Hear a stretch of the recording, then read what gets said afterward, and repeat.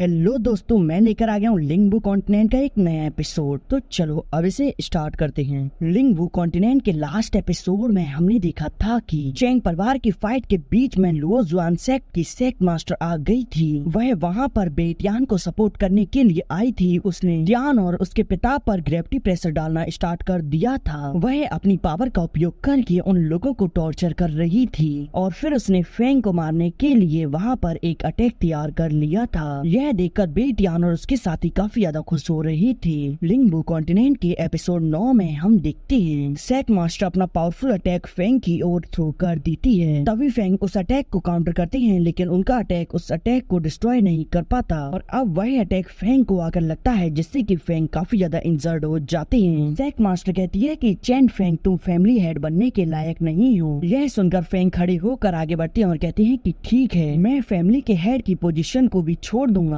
लेकिन बस तुम मेरे दोनों बच्चों को जीवित छोड़ देना चाहे तो तुम मेरी जान भी ले सकते हो। यह सुनकर तो टियान अपनी पावर को एक्टिवेट कर लेता है। इस पर टियान कहता है कि जब तुम्हारा बेटा मेरे बेटे को मार रहा था, तुमने अपने बेटे से क्यों नहीं कहा कि वह मेरे बेटे की जान को बख्श दे। अब चाहे जो भी हो, क्लैन लीडर की पोजीशन और चैन टियान की जान मेरे हाथ में है। आज मैं चैन टियान को खत्म करके यहाँ का क्लैन लीडर बनूंगा। और अब वह सेक्ट मास्टर से कहता है कि सेक्ट मास्टर, आप कृपया मेरे बेटे की मौत का बदला लेने में मेरी मदद करो। यह सुनकर फेंग काफी ज्यादा भड़कती है, लेकिन सेक्ट मास्टर तो यह सुनकर अपनी पावर को एक्टिवेट कर लेती है। वह वहाँ मौजूद चेन परिवार के सभी लोगों को टॉर्चर कर रही होती है, बस बेटियान के साथियों को छोड़कर। वह एक पावरफुल अटैक फेंग की ओर कर देती है। यह देखकर फोर्थ अंकल कहते हैं कि भाई तुम सावधान हो जाओ। वह अटैक काफी तेजी से फेंग की ओर बढ़ रहा होता है। फेंग अपने आसपास एक सीट बनाकर उस अटैक को रोक रहे होते हैं और तभी अचानक से सेक्ट मास्टर के पास से होते हुए एक अटैक आकर सेक्ट मास्टर के उस अटैक को डिस्ट्रॉय कर देता है। साथ ही चैंग परिवार के सभी लोगों के ऊपर जो फोर्स लग रही होती है वह भी डिस्ट्रॉय हो जाती है। यह देखकर सेक्ट मास्टर कहती है कि ओल्ड मैन, अब तुम सामने आ जाओ। तभी वहाँ पर चैंग परिवार के सुप्रीम एल्डर आ जाते हैं। उन्हें देखकर चैंग परिवार के सभी लोग उन्हें प्रणाम करते हैं। तो कहते हैं कि लुओ जुआन सेक्ट की सेक्ट मास्टर चैंग परिवार की यंग जनरेशन को धमका रही है। क्या लुओ जुआन सेक्ट की सेक्ट मास्टर को लगता है कि चैंग परिवार में ऐसा कोई नहीं है जो कि तुम्हारा सामना कर सके।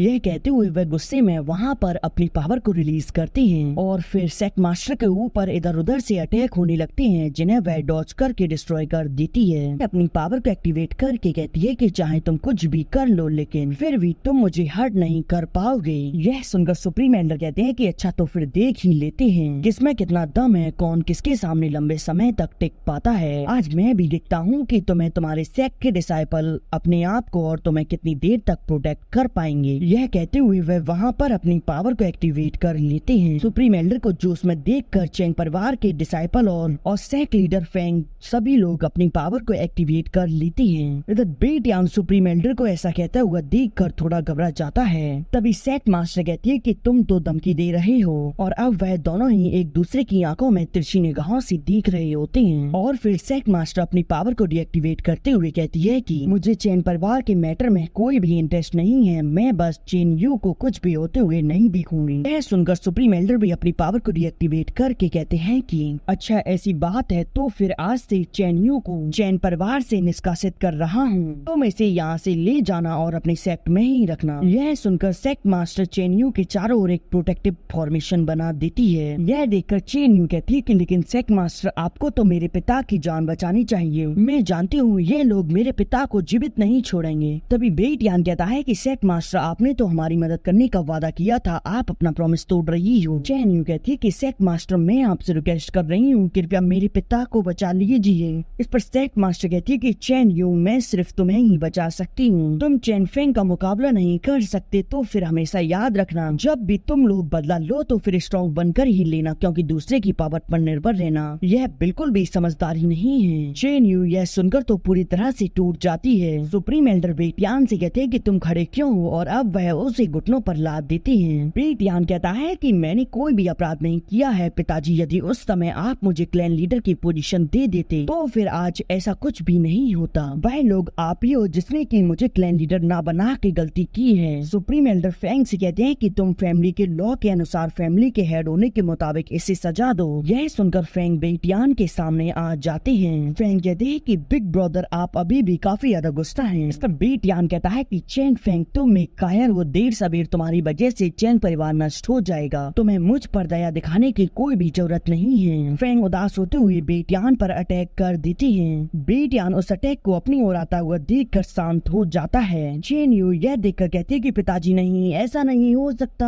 और उस अटैक में बेटियान की मौत हो जाती है। चेन यू तो यह देखकर बौखला जाती है। वह कहती है कि सभी लोग याद रखना, 5 साल के भीतर भीतर मैं निश्चित रूप से चैंग परिवार को तबाह कर दूंगी, तो मैं से कोई भी मेरे हाथों से नहीं बचेगा। सेक मास्टर अपने लोगों के साथ चेन यू को लेकर वहाँ से चली जाती है। ध्यान वहाँ से सेक मास्टर को जाते हुए देखकर सोचता है कि रोजियान सेक, मैं तुम्हें इसके लिए कभी भी माफ नहीं करूँगा। अब सुप्रीम एल्डर कहते हैं कि मुख्य अपराधी को सजा मिल चुकी है, तो फिर अब बाकी के अपराधियों को सजा दी जाए। अब यह सुनकर ग्रेट एल्डर आगे आते हैं और अब वह अपने घुटनों पर बैठते हुए कहते हैं कि मुझे नहीं लगता था कि मेरे हालात ऐसे हो जाएंगे, क्या मैं कुछ कह सकता हूँ? इस पर सुप्रीम एल्डर कहते हैं कि हाँ बोलो, तुम्हें क्या कहना है? इस पर ग्रेट एल्डर कहते हैं कि यह सच है कि मैं बेटियान के साथ मिला हुआ था, लेकिन फेंग क्या तुम सच में फैमिली के हेड बनने के योग्य हो? एक बार तुम इसके बारे में जरूर सोचना। और यह कहकर वह खुद पर हमला करके अपने आप को वहीं मार लेती हैं। यह देखकर फेंग काफी ज्यादा दुखी होते हैं। तभी सुप्रीम एल्डर कहती है कि यह परिणाम सिर्फ उसके व्यक्तिगत लालच करने का कारण है, इसमें तुम्हारी कोई भी गलती नहीं है। तुम फैमिली के हेड हो, तो फिर अब सब कुछ तुम पर निर्भर करता है। इस पर फेंग कहते हैं कि ठीक है, और तभी वहाँ पर सिक्स एल्डर आ जाता है। वह कहता है कि फैमिली हेड मुझे माफ कर दीजिए, बेटियान ने मुझे अपनी तरफ जबरदस्ती किया था, उसने मुझे जबरदस्ती रिश्वत देकर अपनी तरफ होने के लिए मजबूर किया था, कृपया आप मेरी जान बख्श दो। यह सुनकर फेंग कहते हैं कि तुम याद रखना, मैं तुम्हारी जान बख्श रहा हूँ, लेकिन मैं आज से तुम्हें चैंग परिवार से बाहर कर रहा हूँ। अब कभी भी तुम चैंग परिवार में दोबारा कदम मत रखना। एल्डर कहता है कि लीडर आपका बहुत बहुत धन्यवाद। और अब सुप्रीम एल्डर फेंग के सामने नीचे आ जाते हैं और फिर फेंग सुप्रीम एल्डर से कहते हैं कि आज जो चैंग परिवार की दयनीय स्थिति है वह मेरे कारण है। मैं वास्तव में फैमिली हेड बनने की योग्य नहीं हूँ। गरवाम मौजूद चैंग परिवार के लोग कहते हैं कि नहीं क्लैन लीडर, हम आपके बिना नहीं रह सकते, आपको इस बारे में एक बार और सोचना चाहिए। तभी फोर्थ अंकल वहाँ आते हैं और कहते हैं कि भाई आपको इस बारे में एक बार और सोचना चाहिए। पर फेंग कहते हैं कि फोर्थ ब्रदर, तुम मुझसे अधिक सक्षम हो क्लैन लीडर बनने के लिए, तो फिर अब से मैं अनाउंस करता हूँ कि तुम चैंग परिवार के नए हेड हो। अब तुम ही चैंग परिवार की सारी बागडोर संभालोगे। इस पर फोर्थ अंकल कहते हैं कि लेकिन भाई, तो उन्हें शांत करते हुए कहते हैं कि तुम्हें और कुछ कहने की जरूरत नहीं है, यही मेरा फाइनल डिसीजन है। मैं अब से अपने बच्चों के साथ साधारण जीवन व्यतीत करना चाहता हूँ। और इसी के साथ यह एपिसोड यही एंड हो जाता है।